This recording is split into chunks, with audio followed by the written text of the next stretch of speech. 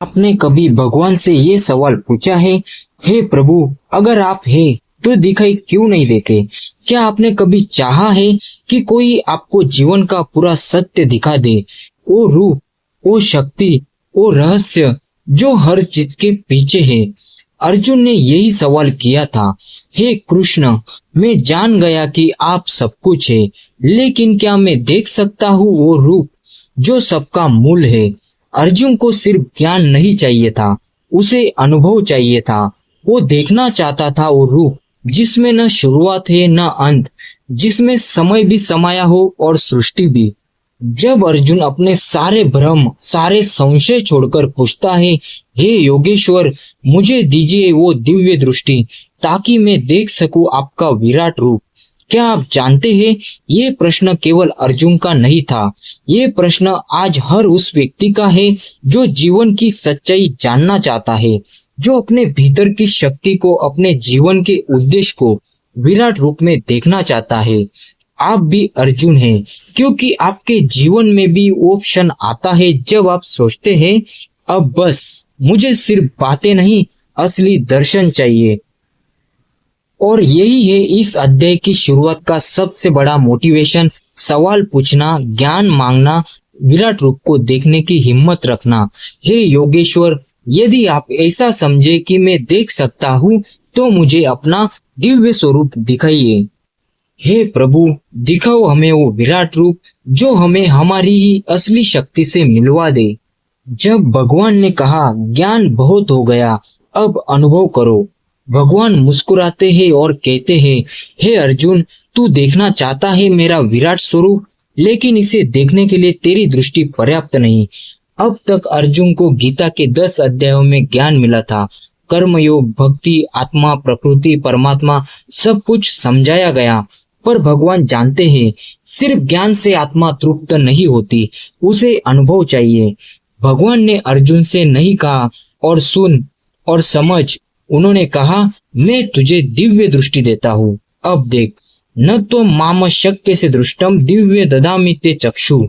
जीवन में भी यही होता है ना, हम पढ़ते हैं, सुनते हैं, समझते हैं, लेकिन एक दिन ऐसा आता है जब सब व्यर्थ लगता है, जब भीतर से आवाज आती है, अब मुझे महसूस करना है, अब मुझे देखना है अपने जीवन का विराट अर्थ। आज की दुनिया में हम मोटिवेशनल वीडियो, कोट्स, रील्स, किताबें, बहुत कुछ कंज्यूम करते हैं, लेकिन अनुभव कब आता है? जब हम ज्ञान से अनुभव की ओर कदम बढ़ाते हैं, जब हम सवालों से ऊपर उठते हैं और सरेंडर करते हैं। श्री कृष्ण का संदेश यही था, मैं तुझे दिखा सकता हूँ, लेकिन पहले तू त्याग कर, मेरा हो जा। जीवन में भी सफलता, आत्मज्ञान, शांति कभी सिर्फ जानने से नहीं मिलती, वो तब मिलती है जब हम अनुभव करने को तैयार होते हैं। तो आज आपसे सवाल है, क्या आप भी अर्जुन की तरह दिव्य दृष्टि के लिए तैयार हैं? क्या आप भी अब सिर्फ ज्ञान नहीं, जीवन का अनुभव चाहते हैं? जब अर्जुन ने भगवान का असली रूप देखा और कांप उठा। अर्जुन ने जैसे ही दिव्य दृष्टि पाई, एक के बाद एक रूप उसके सामने प्रकट होने लगे। सैकड़ों सिर, हजारों आंखें, असंख्य हाथ, दिव्य आभा, जैसे पूरा ब्रह्मांड एक शरीर बन गया हो। वो देखता है, देव, दैत्य, ऋषि, यज्ञ, ब्रह्मा, शिव, अग्नि, सूर्य, सब उस विराट शरीर में समाये हुए हैं। हर दिशा से किरणें निकल रही है और अर्जुन मंत्रमुग्ध हो गया।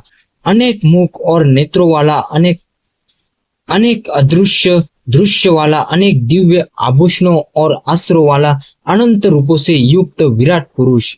अर्जुन समझ गया, ये केवल भगवान का रूप नहीं, ये समय है, जीवन है, मृत्यु है, सृष्टि है, विनाश है, सब कुछ।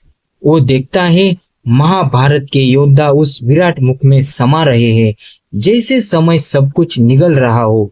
अर्जुन की आंखें फटी रह जाती है, कप कपा जाता है, उसकी आत्मा तक हिल जाती है। हे देव, मैं देख रहा हूँ आपके विकराल रूप को, दिशाएं नहीं दिख रही, मन शांत नहीं है, मैं भयभीत हूँ। इस विराट रूप ने अर्जुन को झकझोर दिया। उसने जाना जिसे हम भगवान कहते हैं वो कोई सरल मूर्ति नहीं, वो संपूर्ण सृष्टि की चेतना है, वो समय है, वो काल है। कभी आपने सोचा है हमारे जीवन में जो संघर्ष, बदलाव, तकलीफें आती है, क्या वो भी उसी विराट का एक हिस्सा है? जो हमें तोड़ता है वही हमें बनाता भी है। जब आप जीवन के विराट स्वरूप को देख लेते हैं तो आप बदल जाते हैं। अर्जुन अब अर्जुन नहीं रहा, अब वह केवल योद्धा नहीं, वह अब दृष्टा बन चुका था। और इस रूप के सामने शब्द मौन हो जाते हैं और आत्मा कांप उठती है। जब भगवान ने कहा मैं काल हूँ, अर्जुन अभी भी स्तब्ध है। और तभी वह वाक्य सुनता है जिसने इतिहास बदल दिया था। कालोस्मि लोक क्षयकृत प्रवृद्ध, मैं काल हूँ, सबको नष्ट करने वाला। श्री कृष्ण ने ये नहीं कहा मैं युद्ध का कारण हूँ, उन्होंने ये नहीं कहा मैं विजेता बनाऊंगा, उन्होंने कहा मैं समय हूँ, यानी जो तय है, जो न टाला जा सकता है न बदला जा सकता है। समय न किसी का मित्र है न शत्रु, वो केवल बहता है। जो बहाव में साथ चले वो विजेता, जो रुके वो मरे। भगवान कह रहे थे अर्जुन तू सिर्फ निमित्त है, विनाश तो पहले ही तय हो चुका है। तेरा निर्णय सिर्फ ये तय करेगा कि क्या तू उसका माध्यम बनता है या दर्शक रहता है। अब जरा रुक कर सोचिए, क्या हम भी कई बार जीवन में देर नहीं कर देते? प्रोक्रेस्टिनेशन, कंफ्यूजन, डर, सब समय की बर्बादी है। और तब भगवान कहते हैं मैं समय हूँ और मैं किसी के लिए नहीं रुकता।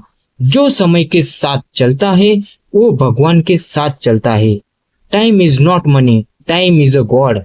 ये सिर्फ आध्यात्म नहीं, ये टाइम मैनेजमेंट का ब्रह्म सूत्र है। जो काम आज करना है उसे अभी करो, जो निर्णय लेना है अभी लो, जो जीवन जीना है आज से शुरू करो, क्योंकि जो चुकता है वो काल का ग्रास बनता है। भगवत गीता का यह विराट संदेश है, तू केवल निमित्त बन, बाकी मैं देख लूंगा। और जो ये बात समझ गया वो समय को जीत गया। क्या आप तैयार हैं समय के साथ चलने के लिए? जब अर्जुन ने कहा अब मैं आपका शिष्य हूँ, हे वो वीर अर्जुन जो अभी तक सवाल कर रहा था, तर्क दे रहा था, अब चुप है। उसका अहंकार टूट चुका है, उसका ज्ञान, उसका गर्व, उसकी वीरता सब अब विराट के सामने अर्थहीन हो गई। कार्पण्य दोषोपहत स्वभावा शिष्यस्तेह शादिमात्वा प्रपन्नम। अब मैं आपका शिष्य हूँ, मुझे निर्देश दीजिए। यही वो क्षण था जहाँ अर्जुन का असली जन्म हुआ। वो योद्धा से सिकर बन गया, वो राजा से शिष्य बन गया। और यही है शरणागति। शरणागति कोई कमजोरी नहीं होती, यह हाईएस्ट स्ट्रेंथ है। जब आप ईश्वर को अपने बागडोर सौंप देते हैं तभी तो श्री कृष्ण मुस्कुराए, क्योंकि अब अर्जुन सुनने के लिए तैयार था। अब गीता का असली प्रवचन शुरू हुआ। अब आप सोचिए कितनी बार हम सब कुछ जानते हुए भी भ्रमित होते हैं। क्यों? क्योंकि हमने अभी तक समर्पण नहीं किया है। हम हर बात पर नियंत्रण चाहते हैं, लेकिन शांति केवल सरेंडर से आती है। ट्रांसफॉर्मेशन तब होता है जब आप कहते हैं अब मैं आपका शिष्य हूँ। शरणागति का मतलब ये नहीं कि आप हार गए, इसका मतलब है कि आपने खुद को उस शक्ति को सौंप दिया जो आपसे कहीं बड़ी है। और तब जीवन शुरू होता है, असली जीवन। अर्जुन अब युद्ध के लिए नहीं, धर्म के लिए तैयार है, क्योंकि अब वो अकेला नहीं है, अब भगवान उसके रथ पर सवार है। विराट रूप के पार जब मैं मिटा और वह शेष रहा। विराट रूप केवल दिखाने के लिए नहीं था, वो अर्जुन के भीतर कुछ तोड़ने के लिए था। उसका मैं, उसका अहंकार, उसका मैं योद्धा हूँ, मैं ज्ञानी हूँ, मैं क्षत्रिय हूँ। भक्त्या त्वनन्या शक्य अहम में विदो अर्जुना। केवल अनन्य भक्ति से ही मैं इस रूप में देखा जा सकता हूँ। जब अर्जुन ने विराट देखा वो समझ गया कि मैं कुछ भी नहीं हूँ। और तभी उसने पहली बार ईश्वर को जाना नहीं, ईश्वर बन गया। हम में से हर एक अर्जुन है और हर दिन हमें कोई ना कोई युद्ध लड़ना होता है। लेकिन जब तक हम अपने अहम को थामे रहते हैं हमें कृष्ण नहीं दिखते। विराट रूप बाहर नहीं होता, वो भीतर जागता है जब मैं मिटता है। विराट दर्शन का अंतिम संदेश क्या है?